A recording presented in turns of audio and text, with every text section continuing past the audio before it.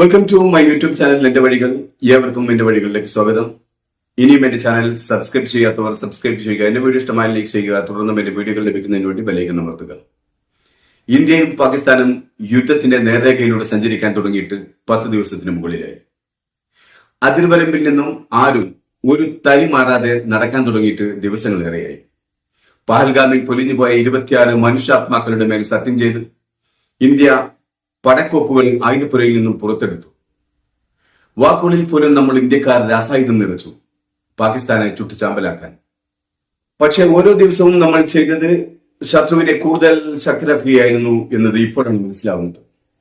നമ്മുടെ ഓരോ വീമ്പുപറച്ചിലും പാകിസ്ഥാന് ആയുധങ്ങൾ സംഭരിക്കാനും യുദ്ധവീര്യം വർദ്ധിപ്പിക്കാനുമുള്ള അവസരം ഒരുക്കുകയായിരുന്നു. ഇപ്പോൾ ഇതാ പാകിസ്ഥാൻ കൂടുതൽ വിനാശകരമായ ബാലിസ്റ്റിക് മിസൈൽ സ്വന്തമാക്കിയിരിക്കുന്നു. America, Russia, Britain, Israel, India, വടക്കൻ കൊറിയ എന്നീ രാജ്യങ്ങൾക്കായിരുന്നു ബാലിസ്റ്റിക് മിസൈൽ സ്വന്തമായി ഉണ്ടായിരുന്നത്. അതേസമയം ഇറാനും പാകിസ്ഥാനും ബാലിസ്റ്റിക് മിസൈലുകൾ ഉണ്ടായിരുന്നതായി പറയപ്പെടുക മാത്രമായിരുന്നു.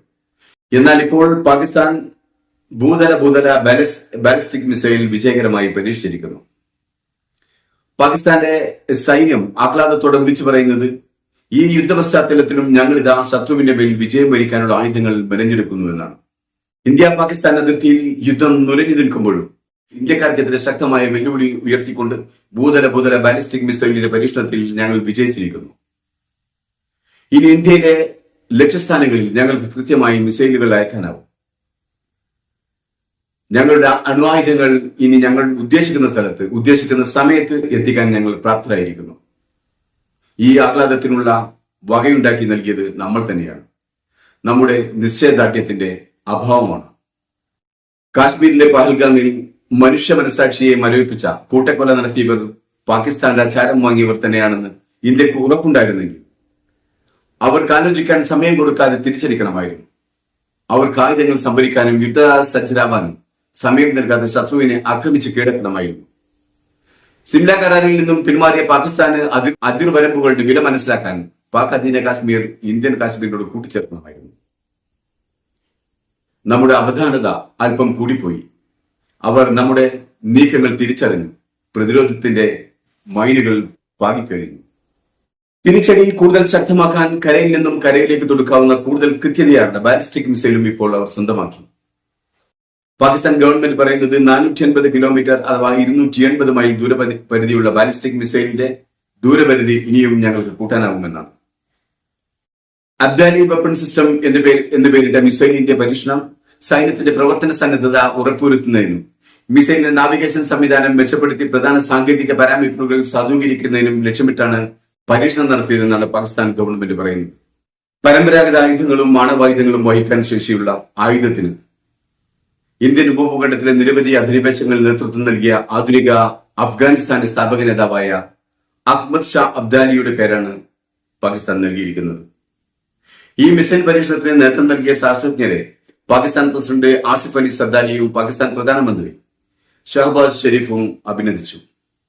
24 മുതൽ 36 മണിക്കൂറിനുള്ളിൽ ഇന്ത്യ പാകിസ്ഥാൻ ആക്രമിക്കാൻ തയ്യാറായി നിൽക്കുകയാണെന്ന വ്യക്തമായ ഇന്റലിജൻസ് വിവരമുണ്ടെന്ന് പാകിസ്ഥാൻ ഇൻഫർമേഷൻ മന്ത്രി അതല്ല ഥറാർ പറഞ്ഞ് 2 നാൾ കഴിഞ്ഞതോടെയാണ് പാകിസ്ഥാൻ ബാലിസ്റ്റിക് മിസൈൽ പരീക്ഷണം നടത്തുന്നത്.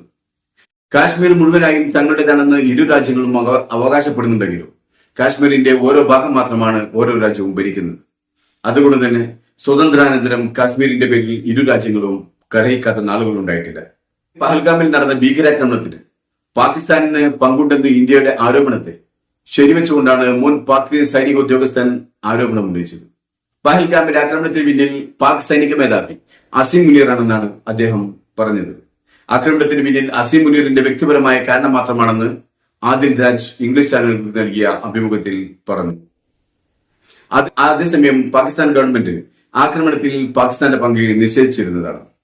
എന്നാൽ പഹൽഗാം ആക്രമണത്തിൽ പങ്കെടുത്തവരെയും സഹായിച്ചവരെയും ഭൂമിയുടെ ഏതറ്റം വരെയും ചെന്ന് നശിപ്പിക്കുമെന്ന് ശപഥം ചെയ്ത പ്രധാനമന്ത്രി നരേന്ദ്രമോദി പാകിസ്ഥാനെ തിരിച്ചടി നൽകാനുള്ള പൂർണ്ണ സ്വാതന്ത്ര്യം സൈന്യത്തിന് നൽകിയിരിക്കുകയാണ്. എപ്പോൾ ആക്രമിക്കണം, എവിടെ ആക്രമിക്കണം, എങ്ങനെ ആക്രമിക്കണം എന്ന് തീരുമാനിക്കാനുള്ള അധികാരം സൈന്യത്തിന് നൽകിയിരിക്കുകയാണ്. പാക് മിനിസ്റ്റർ തറാർ പറയുന്നത് പഹൽഗാം ആക്രമണം പാകിസ്ഥാൻ ആക്രമിക്കാനുള്ള തെറ്റായ കാരണമാക്കിയെടുക്കുകയാണ് ഇന്ത്യ ചെയ്യുന്നത് എന്നാണ്. പാകിസ്ഥാൻ ഇന്ത്യ സംഘർഷത്തെ സംബന്ധിച്ച് പാകിസ്ഥാൻ കരസേനാ മേധാവി ജനറൽ സയ്യിദ് അസീം മുനീർ തന്റെ ഉന്നത കമാൻഡർമാരുടെ യോഗത്തിൽ പറഞ്ഞത് എല്ലാ സൈനിക വിഭാഗവും ഉയർന്ന ജാഗ്രതയോടെയും സജീവ സന്നദ്ധതയോടെയും യുദ്ധമുന്നണിയിൽ നിൽക്കേണ്ട സമയമാണിതെന്നാണ്. പഹൽഗാം ആക്രമണത്തിന് ശേഷം ഇന്ത്യയും പാകിസ്ഥാനും നയതന്ത്ര ബന്ധങ്ങളിൽ പകരത്തിന് പകരം നിലപാടുകളാണ് സ്വീകരിച്ചത്. നയതന്ത്ര ഉദ്യോഗസ്ഥരെ പരസ്പരം പുറത്താക്കിയും അതിർത്തികൾ അടച്ചും പരസ്പരം വൈരം വലുതാക്കി. 1960 സിന്ധു നദീ ജലകരാർ ഏകപക്ഷീയമായി ഇന്ത്യ റദ്ദു ചെയ്തപ്പോൾ നിയന്ത്രണ രേഖ പ്രാധാന്യം കൽപ്പിച്ചുള്ള 1972 സിംല കരാറിൽ നിന്നും പിന്മാറിക്കൊണ്ട് പാകിസ്ഥാൻ ഇന്ത്യയുടെ നദീജല കരാറിന് പകരം വീട്ടി. ആണവ ശക്തികളായ രണ്ട് രാജ്യങ്ങളും വെടിനിർത്തൽ കരാർ ലംഘിച്ചുകൊണ്ട് പരസ്പരം വെടിയുത്തുകൊണ്ടിരിക്കുകയാണ് ഇപ്പോൾ. അതിർത്തിയിലെ ജനങ്ങൾ ഭയവിഹ്വലരായി ഒരു യുദ്ധം ഇനി ഉണ്ടാകാതിരിക്കാൻ പ്രാർത്ഥനയിൽ മുഴുകിയിരിക്കുകയാണ്. പാകിസ്ഥാനിൽ നിന്നും തീവ്രവാദാക്രമണം ഉണ്ടാകുമെന്ന് ഇന്റലിജൻസ് വിവരം നൽകിയതായി പറയപ്പെടുന്നു. ഇനി നൽകിയില്ല എങ്കിലും കാശ്മീരിന്റെ അതിർത്തി പ്രദേശം ആരിലാണെന്നും അവരുടെ സ്വഭാവം എന്താണെന്നും ഇതിനു മുമ്പ് ഏതെല്ലാം നിലയ്ക്ക് അവർ ഇന്ത്യയിൽ ആക്രമണം നടത്തിയിട്ടുണ്ടെന്നും അറിയാത്തവരല്ല ഇന്ത്യൻ ഭരണകൂടം. എന്നിട്ടും നാം നമ്മുടെ അതിർത്തി സംരക്ഷിക്കുന്നതിൽ വീഴ്ച വരുത്തി. അല്ലായിരുന്നെങ്കിൽ 76 മനുഷ്യജീവൻ ഇവിടെ ഒരു വിലയുമില്ലാതെ പൊലിഞ്ഞു പോകില്ലായിരുന്നു. അതിനുശേഷം നാളിതുവരെയായി ഒരു അക്രമിയെയും ജീവനോടെയോ അല്ലാതെയോ നാം പിടിച്ചില്ല. തീവ്രവാദികൾ സൈന്യത്തിന് മുമ്പിൽ പൈൻ മരക്കാടുകളിൽ നേർക്കുനേർ നിൽക്കുന്നുവെന്ന വാർത്ത അല്പം ആശ്വാസമുണ്ടാക്കിയിരുന്നു. പക്ഷേ ഇപ്പോൾ പറയുന്നു അവർ ശ്രീലങ്കയിലേക്ക് രക്ഷപ്പെട്ടു, അതിന് വെച്ച കാശ്മീരിലേക്ക് രക്ഷപ്പെട്ടു എന്നൊക്കെ. എങ്ങനെയാണ് ഇതൊക്കെ വിശ്വസിക്കേണ്ടത്? കൺവെട്ടതിൽ നിന്നും ഓടിപ്പോയ ഭീകരവാദികളിൽ നിന്നും ഒന്നിനെ പോലും പിടിക്കാനോ വകവരുത്താനോ കഴിഞ്ഞില്ല എന്ന് പറയുമ്പോൾ നാം നമ്മെ തന്നെ ദുർബലരുടെ ഗണത്തിൽപ്പെടുത്തുകയാണ് ചെയ്യുന്നത്. പാകിസ്ഥാനിൽ നിന്ന് തന്നെ ആക്രമണത്തെക്കുറിച്ച് വ്യത്യസ്തമായ അഭിപ്രായങ്ങൾ പുറത്തു വരുന്നത് ഞങ്ങൾ തന്നെയാണ് ആക്രമണത്തിന് പിന്നിലെന്ന് ചിലരെങ്കിലും പറയുന്നത് ഇന്ത്യയെ ഒരു യുദ്ധത്തിലേക്ക് എടുത്തു ചാടിക്കാനില്ലേ എന്ന ഒരു ശങ്ക ഇല്ലാതെയില്ല. ചൈനയെ ഇന്ത്യൻ മണ്ണിലേക്ക് കയറ്റാനുള്ള പാകിസ്ഥാന്റെ തന്ത്രമാണോ ഈ ഏറ്റുപറച്ചിലെന്ന് തോന്നിപ്പോവുകയാണ്. തിരിച്ചടി അതിന്റെ കൃത്യതയിലും സമയത്തും നൽകാതെ ആടിത്തണുത്തതിനു ശേഷം നൽകുമ്പോൾ പുറം ലോകത്തു നിന്ന് പോലും കിട്ടുന്ന സപ്പോർട്ട് നമുക്ക് നഷ്ടമാകുകയേ ചെയ്യും.